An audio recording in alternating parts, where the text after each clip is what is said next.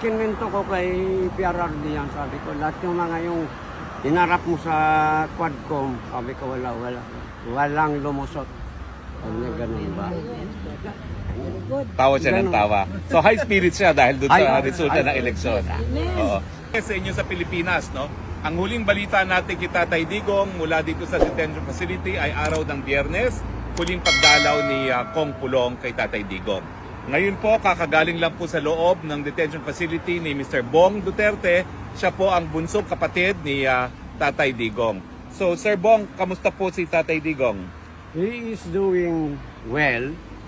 Medyo malungkot lang because he cannot kwan yung sa outside world talaga ano nangyayari. So I have to brief him about the election, the outcome ng election, both the local and the national.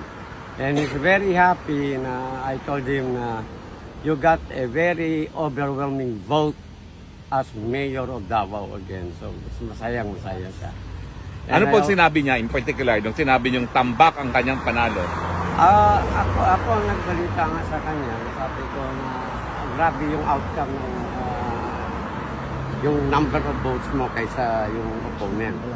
At saka kang Vice Mayor Basteren, including si Congressman Pulong, and yung anak niya si Omar, also won the congressional seat sa 2nd District. And of course, Congressman Ungab won sa 3rd District. Ano pong sinabi niya? Yung sinabi niyong overwhelming ang victory? Naka-smile. Nakasmile. Ngayon, yung ano po, yung 5 na pumasok na inendurso natin para senador, ano pong sabi niya? Medyo doon nakuhan siya kasi sa senator, sabi ko kasi may mga twist na nakukuhan, may mga iba na nag-suporta sa kuhan. Kaya sabi ko, overall, do not worry because I think, naman, ang support din nila kay VP Sara. So, Yung pinasabi ko po sa kanya na safe na sa impeachment si VP Sara dun sa 6 na sigurado natin kakampi at 6 pa na pagpipilian pa dahil ang kailangan na lang natin 2 para hindi na matanggal si VP Sara. Yeah, well, I think para din sa akin, with the overall nangyari sa national yung halos natanggal yung mga, alam mo na, yung sa Congress. Mga buwisit, So, mga Hawad Committee. So I think yung mga opposition yung iba, I think they will think na, it's about time kung ano yung noon, it cannot go that way. So there's a big chance na ang support din Sara. Nasabi niyo ba ho na yung Abante na nagpapanggap na anak ng Diyos ay natalo? Nasabi niyo sa kanya na natalo si Abante? Ano sabi niya? Kinwento ko kay PRRD yan, sabi ko, lahat yung mga yung hinarap mo sa Quadcom, sabi ko, walang lumusot. Sabi niya, ganun ba? Tawa siya ng tawa. So high spirit siya dahil doon sa resulta ng eleksyon. Oo. Ngayon, ano pong mga request niya kung meron man? Okay, ang sabi niya sa akin, paglabas ko daw, again and again, we would like to thank all those who supported him, moral support, all yung lahat na nandito na, because I told him na merong mga tao sa park na nagatuan sa iyo. Sabi niya, ganun ba? Sabi niya, parang from the bottom of his heart. Talagang nagpapasalamat siya sa buong nagsusuporta sa kanya, not only ito sa park, worldwide, pati sa Pilipinas. At ang sinabi lang niya, hindi niya makakalimutan ito.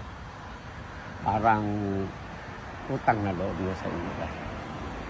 Napansin ko po, hindi yung daladalang labada niya. Naglalabada ba siya on his own? Kinuhaan ko sabi ko sa guard na nagbabantay, sabi ko, I'm here to get his laundry. Pero parang sinabi mo, they have their own laundry. Sabi ko, hindi na ako nag-insist. After all, ayaw mong maglaba, no? Ganon. Pero, ayan, he's okay. High spirit siya. So can we ask question as well? Yes, now, Yeah, please, sir, questions. Is Mayor Duterte aware na nananalo talaga yung dear friend niya na now Senator Attorney Rodante Marcoleta? Yes, I brief him all the because hindi na natin masabi na kasi hindi pa ito official. But I told him na yung as you know the counting went more or less ganito na lumusot. So in a way masaya siya. Masaya talaga lalo na sa Davao na lahat ng kuan niya ay lumusot. Walang kabila na. Come on. Tapos sir, ilang months mo nang hindi nakita si former president? Ako? Yes po. Since pagpunta nila sa Hong Kong, Okay. because he was expected to from Hong Kong, he has to fly back to Davao. Sir, can we also ask what your feelings were nung nakita mo for the first time si PRRD, ay Mayor Duterte? Mayor na talaga siya ngayon. Yes. Kwan siya, I mean, you know, he is a little bit detached kasi nga, as I said, you know, wala siyang kuwan sa outside world. So, kailangan pag nandiyan, you know, whoever will be sino ang susunod, we have to brief him anong nangyayari sa outside world. Kasi sinabi ko, pwede ka ba may cellphone? Sabi ko, pwede kita bilhin na yun. Bawal. So, wala, isolated siya. But yet, kung nakwentuhan mo na siya, magkuhan mo, yung... Up to How date about na. you, sir, personally? Meron ka bang special emotions or feelings na nung nakita mo siya? Ako? Of course.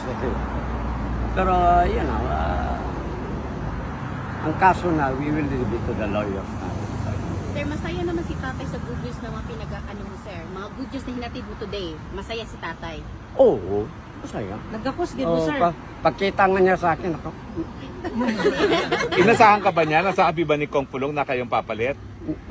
yeah. Actually, before pa, nagkwento na kami ni Pulong.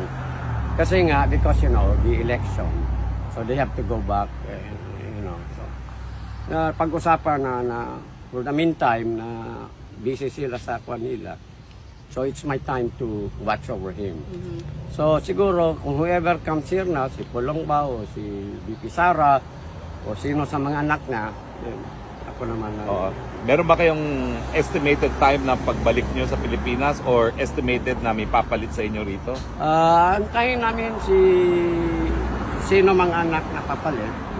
And then from there, kasi nandito na lang man din kami sa Netherlands, balita ko malapit lang ang Belgium, malapit lang ang Germany.